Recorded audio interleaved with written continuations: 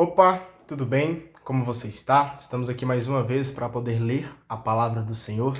Vamos continuar no livro de Macabeus, 1 Macabeus. Nós vamos ler hoje capítulo 10 e o capítulo 11, ok?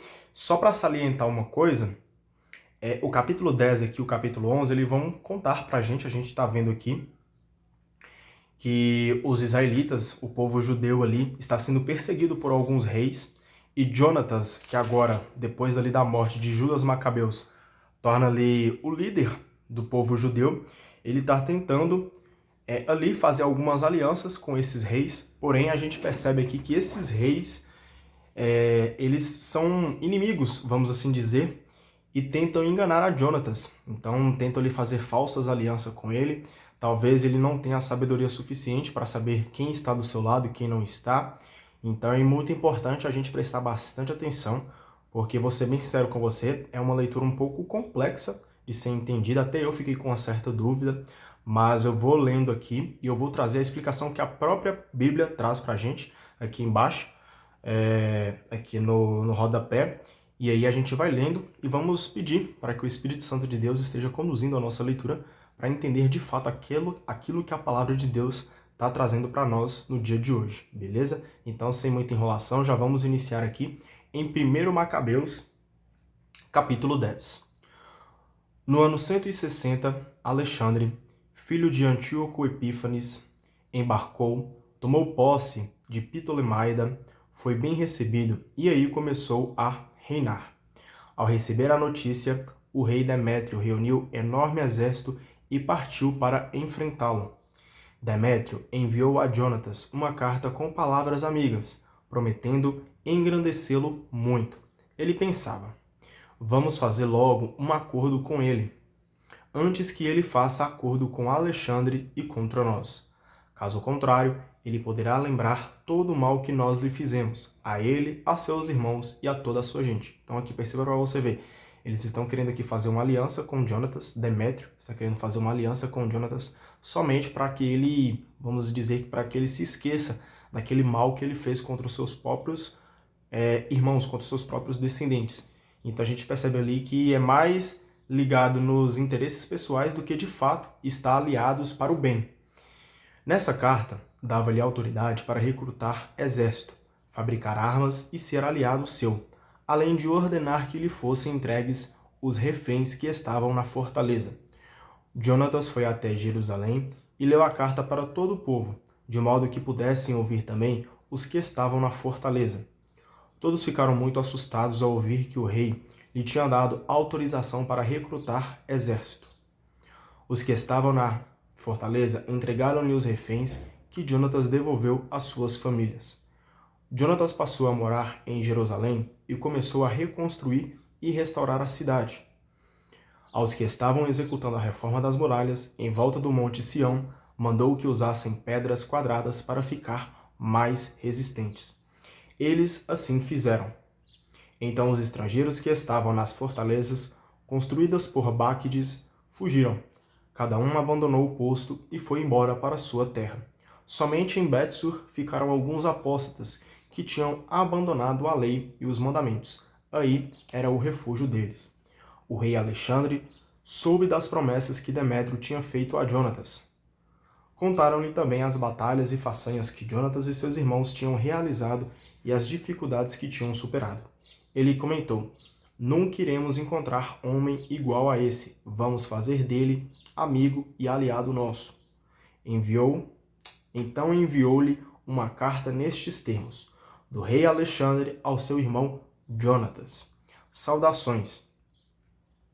Estamos bem informados a seu respeito e sabemos que você é homem corajoso e forte, com qualidades para ser nosso amigo. Por isso, nós o nomeamos hoje sumo sacerdote do seu povo e terá o título de amigo do rei.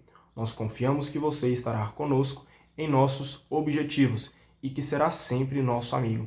E lhe mandou um manto de púrpura e uma coroa de ouro.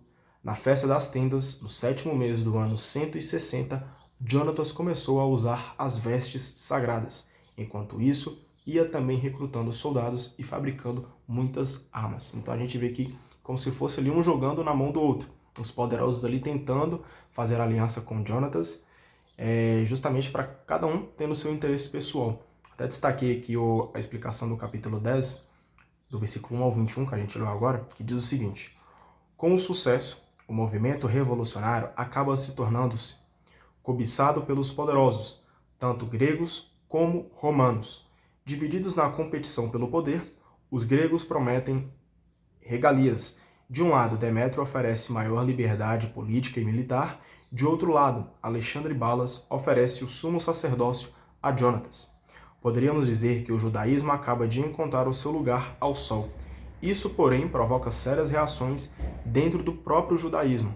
Os assideus acham que tudo isso é um escândalo e deles sairá o partido dos fariseus.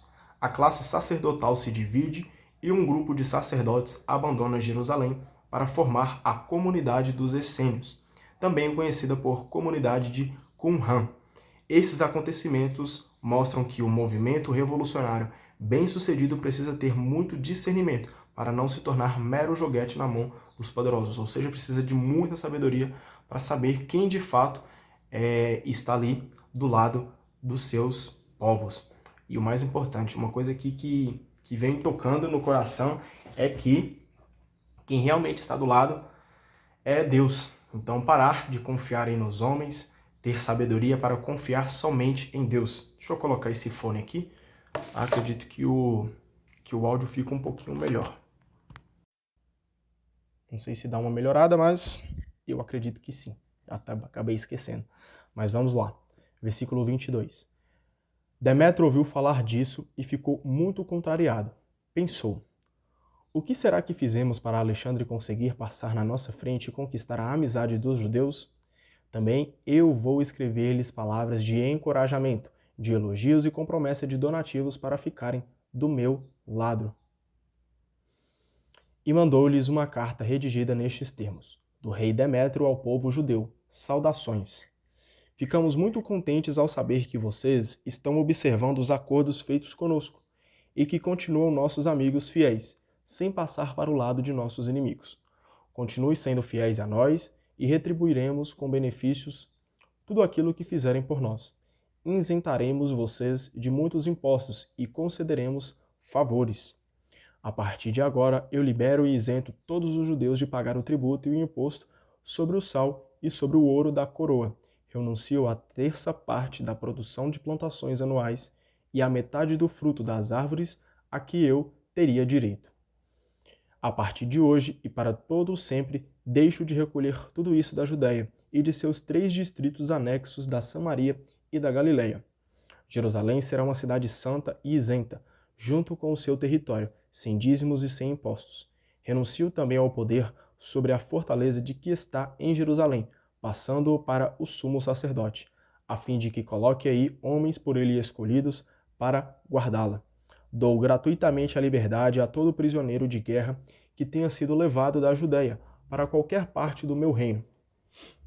Todos ficarão livres de qualquer tributo, inclusive sobre os animais, todos os dias de festa, sábados, luas novas, dias santos, como também os 3 dias antes e 3 dias depois de cada festa. Serão dias de isenção e anistia de impostos para todos os judeus que moram no meu reino. Ninguém estará autorizado a perturbar ou incomodar nenhum judeu por nenhum motivo. Serão recrutados cerca de 30.000 judeus para o exército do rei, e eles receberão o mesmo pagamento que as outras tropas reais. Alguns deles serão destacados para as maiores fortalezas do rei, e outros serão nomeados para cargos de confiança no reino. Seus chefes e comandantes serão escolhidos entre eles, e todos poderão viver de acordo com suas próprias leis, conforme o rei determina para toda a Judéia. Quanto aos 3 distritos da província da Samaria, que foram anexados à Judéia, sejam com ela considerados dependentes de um só governo e não estejam debaixo de nenhuma outra autoridade que não seja a do sumo sacerdote. Faço doação de Ptolemaida e sua região para o templo de Jerusalém, a fim de cobrir as despesas de culto. Farei também a cada ano um donativo pessoal de 15.000 moedas de prata, tiradas dentre as rendas do rei, que serão recolhidas em localidades mais convenientes. E o que ainda devo, isto é, que não foi pago pelos meus encarregados, como se fazia no começo, agora será tudo entregue para as obras do templo. Além disso, as 5.000 moedas de prata que eram recolhidas a cada ano das rendas do templo vou deixar de recolher, porque pertencem aos sacerdotes oficiantes. Ficam anistiados todos os que fugirem para o templo ou para a sua área, por causa de impostos reais ou por qualquer outra cobrança, assim como lhe fica também garantida a posse de tudo o que é seu dentro do meu reino. As despesas com a reconstrução e restauração do templo ficam por conta do tesouro real. Também sairão do tesouro real as despesas para a reconstrução das muralhas de Jerusalém e para as fortificações ao seu redor, e a mesma coisa para se reerguerem outras muralhas na Judéia. Jonatas e o povo ouviram as propostas de Demétrio, mas não acreditaram, nem as aceitaram, pois estavam muito bem lembrados do grande mal que ele tinha feito contra Israel e como os havia oprimido. Preferiram Alexandre, que foi o primeiro a lhes enviar mensagens de paz, e tornaram-se aliados permanentes dele. Então o rei Alexandre reuniu grande exército e partiu para lutar contra Demétrio. Os dois reis travaram um combate, mas o exército de Demétrio acabou fugindo. Alexandre foi em sua perseguição e o derrotou. A batalha foi muito dura e demorou até o pôr do sol, e nesse dia Demétrio morreu. Então a gente vê aqui que os reis estão querendo, cada um, fazer uma aliança ali com Jonatas, pois eles sabiam que os israelitas eram um povo forte, era um povo que tinha uma força assim tremenda, que eles nem entendiam, mas essa força vinha dos céus, então eles queriam fazer essa aliança com eles, para poder ali estar de fato junto com esse povo aí, mas obviamente não por querer estar junto no bom sentido, mas pensando nos interesses próprios, querendo até ganhar mesmo impostos, querendo ganhar renda em cima daquele povo israelita.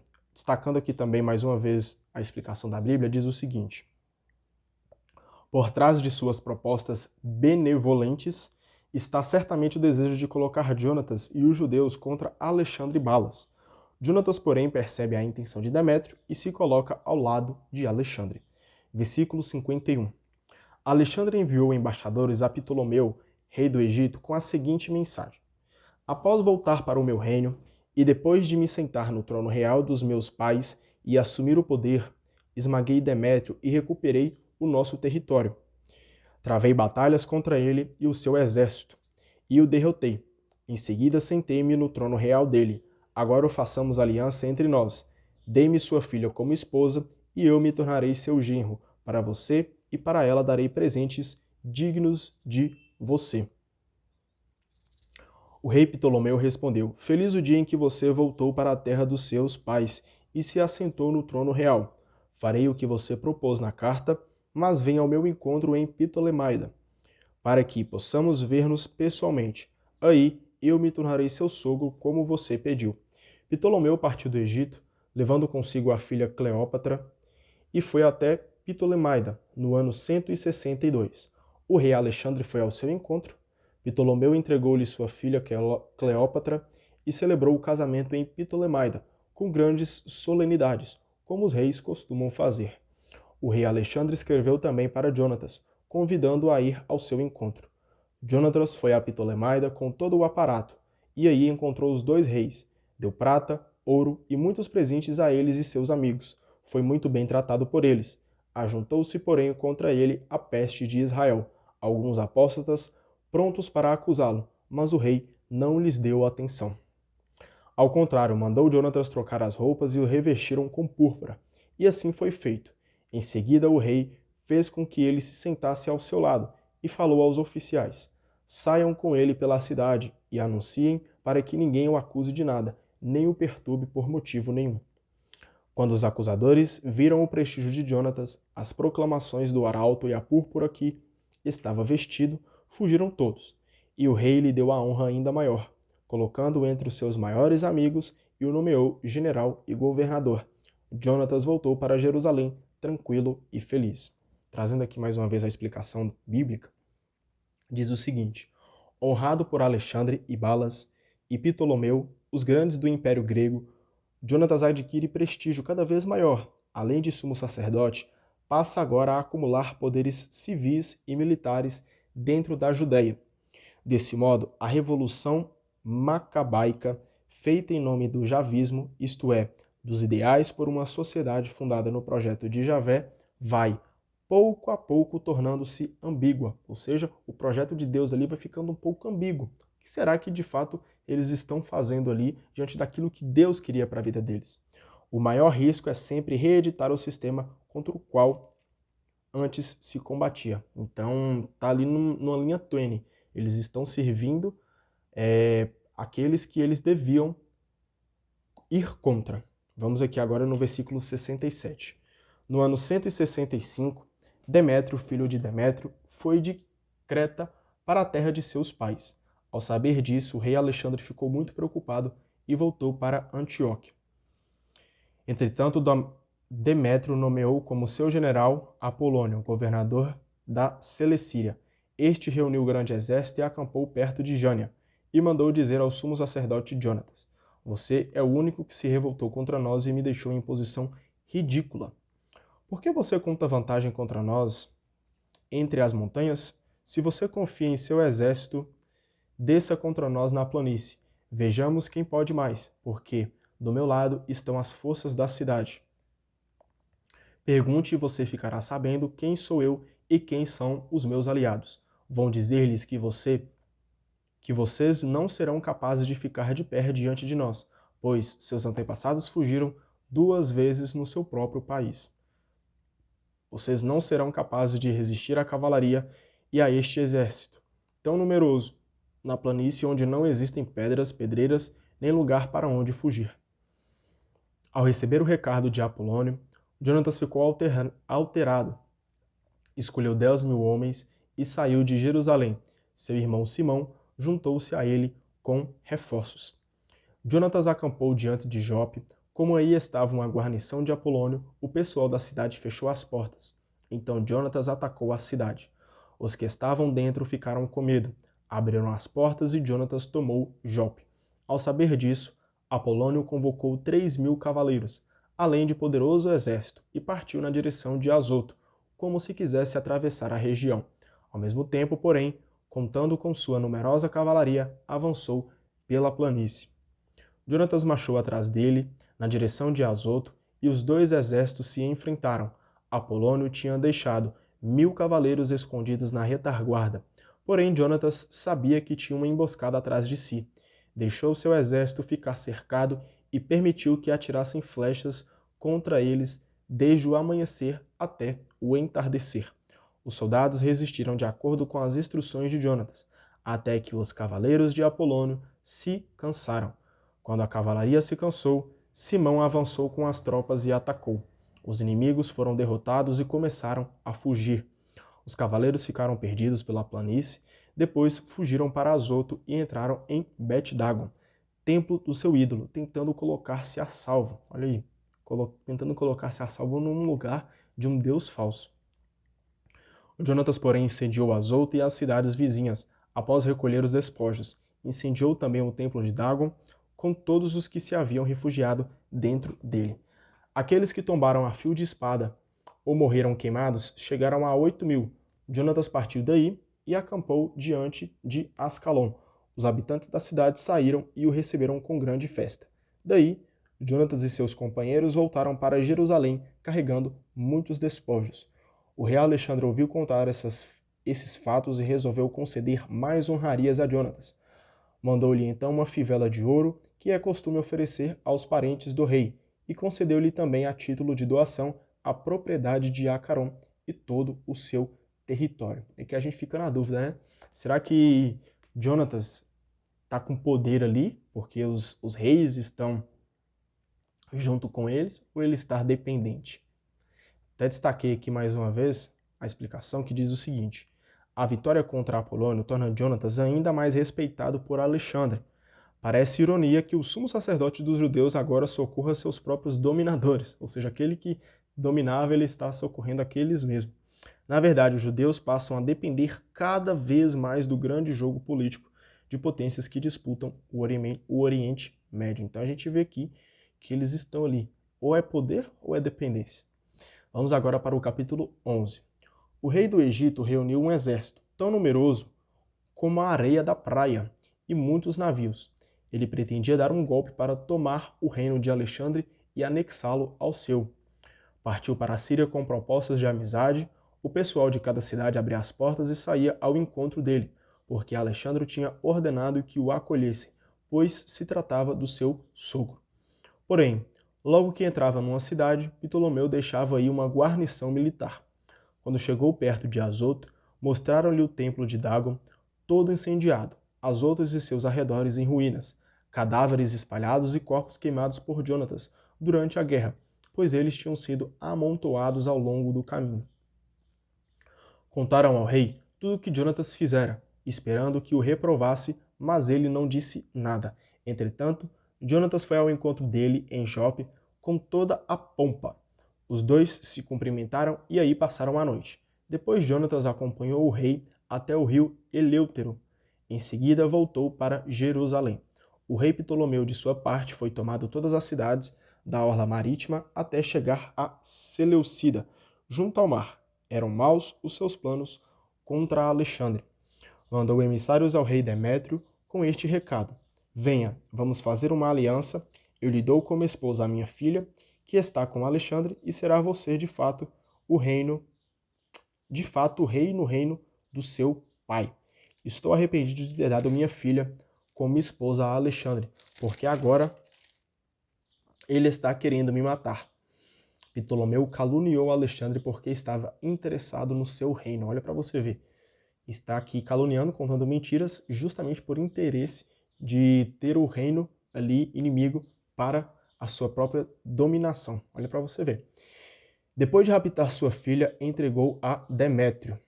Foi assim que ele mudou de atitude com relação a Alexandre e a inimizade entre os dois se tornou pública. A seguir, Ptolomeu entrou em Antioquia e se fez coroar como rei da Ásia. Ficou com 2 coroas reais, a do Egito e da Ásia.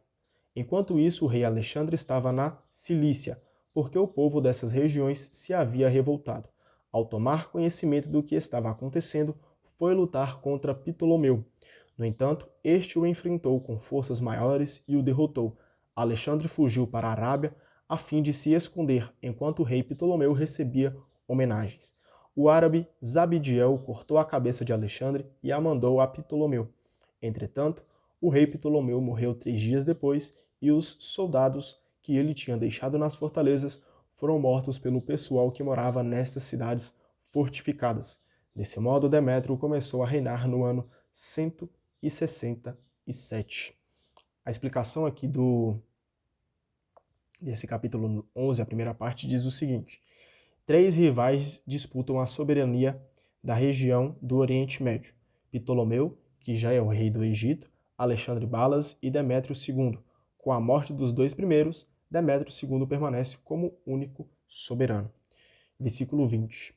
Nessa mesma época, Jonatas reuniu os soldados da Judeia para atacar a fortaleza em Jerusalém e mandou construir muitas máquinas de assalto para essa luta.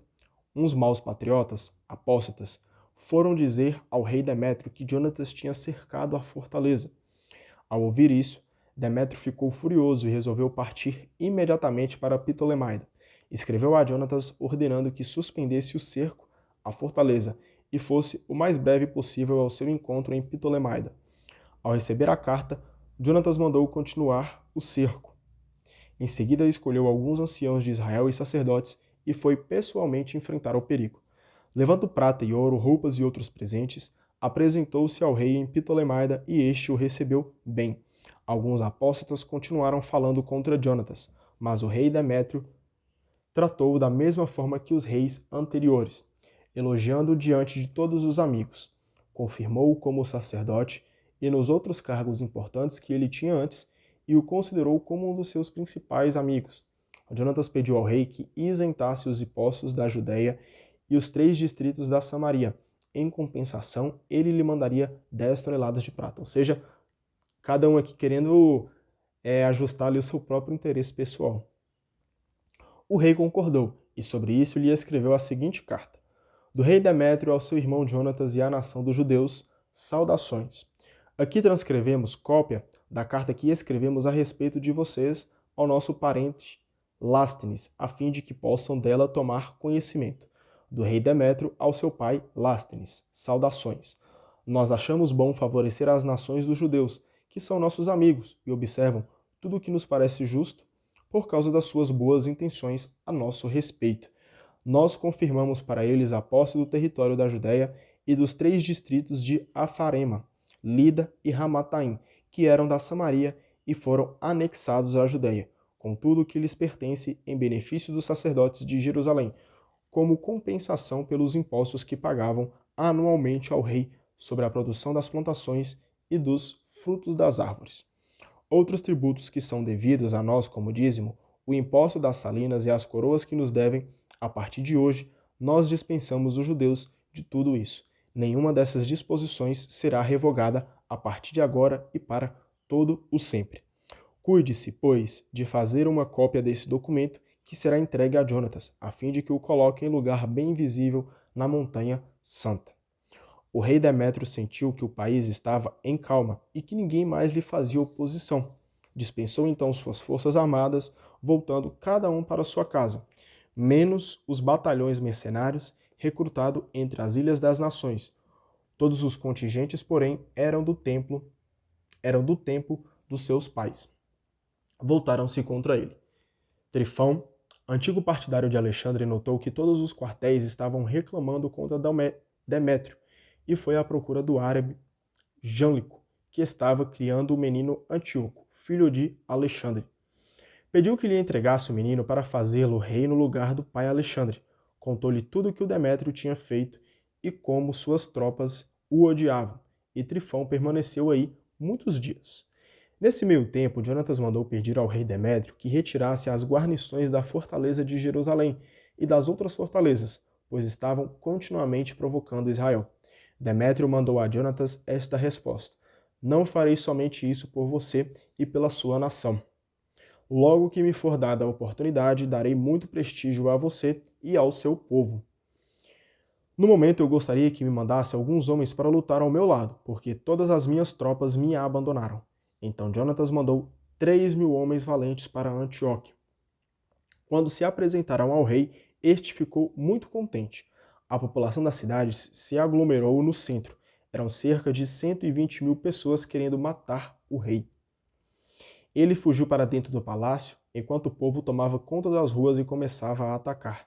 Então o rei pediu ajuda aos judeus, que se reuniram todos do lado dele. Depois foram se espalhando pela cidade e nesse dia mataram cerca de 100.000 pessoas. Nesse mesmo dia incendiaram a cidade, recolheram muitos despojos e salvaram o rei. Os revoltosos viram que os judeus foram capazes de dominar a cidade como quiseram e perderam a coragem. Começaram a gritar para o rei dizendo: vamos fazer a pazes e que os judeus parem de nos atacar, a nós e a nossa cidade. Depuseram as armas e fizeram um acordo. Então os judeus cresceram no prestígio diante do rei e de todos os que viviam no seu reino, e voltaram para Jerusalém, levando muitos despojos. Então o rei Demétrio ocupou o trono e o país ficou em paz sob o seu governo. Demétrio, porém, não cumpriu nenhuma das promessas. Distanciou-se de Jonatas e, em lugar de retribuir os serviços que este lhe havia prestado, começou a causar-lhe muitos dissabores. Trazendo aqui mais uma vez a explicação que a própria Bíblia nos traz, até para ficar mais completinho, porque é uma leitura um pouquinho complicada, diz o seguinte: o episódio é bom exemplo da ambiguidade nas alianças com os poderosos. Ou seja, quer fazer aliança com um, quer fazer aliança com o outro, cada um tem seu ponto de vista. Quando estes necessitam, pedem auxílio e prometem 1.000 regalias em troca. Então, quando ali o opressor, ele fala assim, não, eu estou precisando desse povo e tudo mais, deixa eu fazer uma aliança com eles ali, uma aliança de paz. Porém, quando a situação é favorável, não só esquecem as promessas, como passam de novo a hostilizar. Então, de nada adianta. Querem ali somente pensando em si. Quando as coisas estão boas, eles fazem ali uma aliança de paz, mas quando já alcançaram aquilo que eles querem, eles começam a hostilizar o povo novamente. Versículo 5:4. Depois de tudo isso, Trifão voltou trazendo Antíoco ainda muito jovem. Antíoco foi proclamado rei e passou a usar a coroa. Todos os contingentes militares que Demétrio tinha dispensado passaram para o lado de Antíoco. Lutaram contra Demétrio, que foi derrotado e teve de fugir. Trifão se apossou dos elefantes e tomou a cidade de Antioquia. Então o jovem Antíoco escreveu uma carta para Jonatas dizendo: Eu o confirmo como sumo sacerdote, lhe entrego o governo dos 4 distritos e o faço um dos amigos do rei. Mandou-lhe taças de ouro e talheres completos, dando-lhe o direito de beber em taças de ouro, de vestir o manto de púrpura e usar a fivela de ouro. Colocou o irmão dele, Simão, como comandante da região que ia desde a escada de Tiro até a fronteira com o Egito. Jonatas partiu em expedição pelas cidades do outro lado do rio e as tropas de Síria se reuniram ao seu lado para auxiliar nos combates. Chegou assim até Ascalon, e o pessoal da cidade o recebeu com festas. Daí foi para Gaza, mas os habitantes da cidade trancaram as portas. Então Jonatas cercou a cidade, saqueou e incendiou seus arredores. Os habitantes de Gaza pediram paz a Jonatas. Ele a concedeu, mas prendeu os filhos de seus governantes como reféns e os mandou para Jerusalém. Em seguida atravessou o país até chegar a Damasco. Jonatas ouviu falar que os generais de Demétrio estavam perto de Sedes, na Galileia, com forte exército, pretendendo cortar-lhe o caminho. Então marchou para enfrentá-los, deixando seu irmão Simão no país. Simão acampou em frente a Betsur, lutou muitos dias contra a cidade e por fim conseguiu fechar-lhe todas as saídas. Os habitantes pediram paz e ele a concedeu. Contudo, obrigou-os a abandonar a cidade, ocupou-a e nela colocou uma guarnição. Enquanto isso, Jonatas e seu exército acamparam perto do lago de Genezar e de manhã cedo rumaram para a planície de Azor. O exército dos estrangeiros enfrentou-nos na planície, mas deixaram nos montes uma emboscada contra Jonatas. Enquanto os primeiros o atacavam pela frente, os da emboscada saíram e começaram também a lutar. Todos os companheiros de Jonatas fugiram. Ficaram apenas Matatias, filho de Absalão, e Judas, filho de Calfe, que eram generais do exército. Diante disso, Jonatas rasgou as roupas, cobriu a cabeça de terra e rezou. Depois saiu para a luta contra os inimigos e os derrotou, fazendo-os fugir.